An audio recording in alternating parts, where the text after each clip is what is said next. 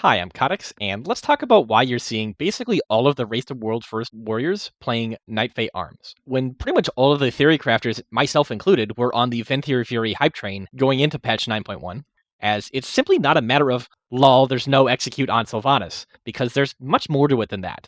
So let's talk about why Nightfae arms was the right call and why I and other theory crafters got it wrong. Now, this video is essentially just going to be me thinking out loud and throwing ideas out there. And while I did write a script for the video, that's simply so that I can get rid of me saying having long pauses, and talking in circles. So if this seems a bit disjointed and a little bit more wordy than some of my other videos, that's why. Ultimately, I think this all comes down to using bad reference points, not seeing the bigger picture, and getting caught up in the hype. So let's start from the beginning. The Sims. Venthyr Fury sims higher in single target DPS than any other spec and Covenant combination, with the little caveat that Necrolord Fury is simming higher in overall net raid DPS game. To use Arkham Tyros' numbers, in terms of single target DPS, Venthyr Fury with Sinful Surge was simming 5.3% better than Nightfae Arms with Enduring Blow if you had Wind Fury, and 8.6% better if you didn't have Wind Fury. Now, these numbers are simultaneously accurate, but also bad and misleading. First, while I don't have access to the specific gear sets that Arkham Tyros was using, based on the numeric values, it appears to me that he was using best-in-slot setups for each of the spec, and that includes using the complete soulbind trees. This effectively means that these numbers are the ceiling for which each combination is capable of, with our DPS now being some distance away from that ceiling, and each new soulbind trait that you unlock or each new piece of gear that you get, and so on and so forth, brings you a certain amount closer to that ceiling.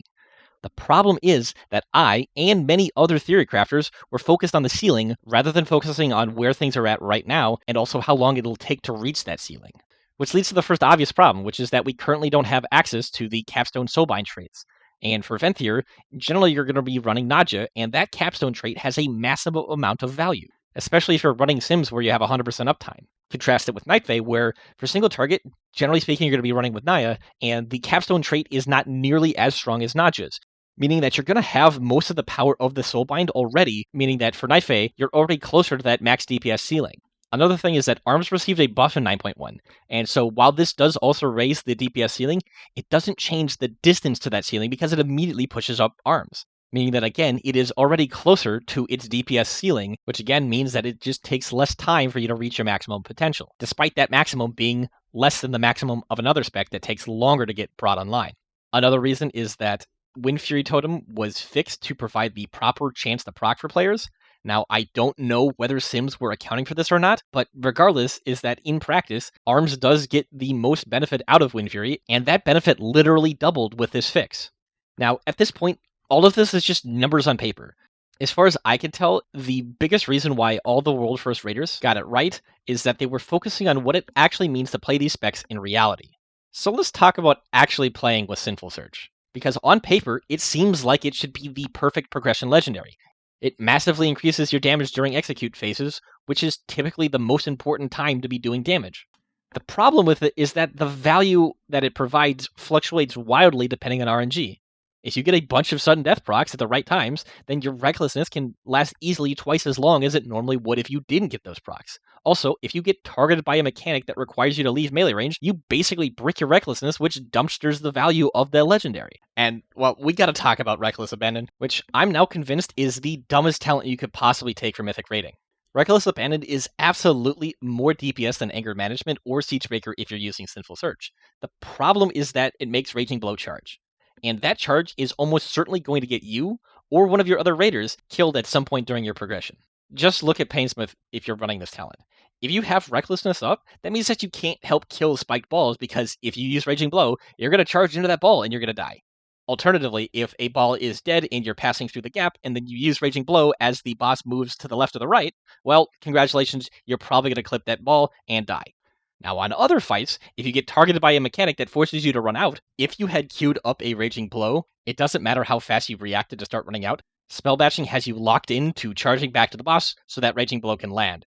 Now, compare that to Enduring Blow, which provides its benefit over the course of an entire fight, and because its value is attached to using Mortal Strike, which you do all the time, you're not punished as much if you get targeted by a move-out mechanic. Also, it doesn't require you to take a talent that constantly charges you and is probably going to get you killed. The other critical thing is that Sinful Surge Fury is only good at exactly one thing: single target DPS.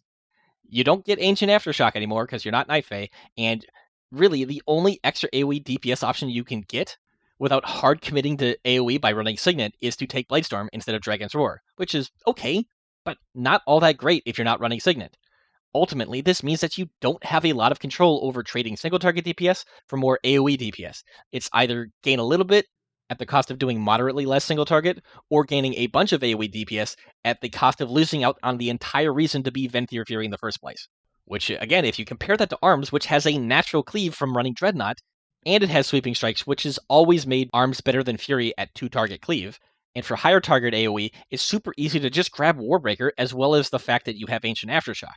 It's super easy to provide consistent AoE DPS and have strong burst AoE too, without having to sacrifice much in the way of single target DPS. This has turned out to be incredibly important this tier on both Soul Render and Painsmith.